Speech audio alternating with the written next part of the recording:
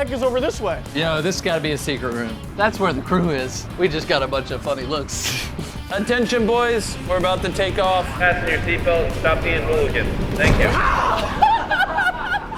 Typically, what kind of people fly on a plane like this? Business people? How do my dumb friends compare? Pretty dumb, I guess it's At this price point, they serve the highest quality food anytime you want it and wherever on the plane you want it. Even in your own private master suite.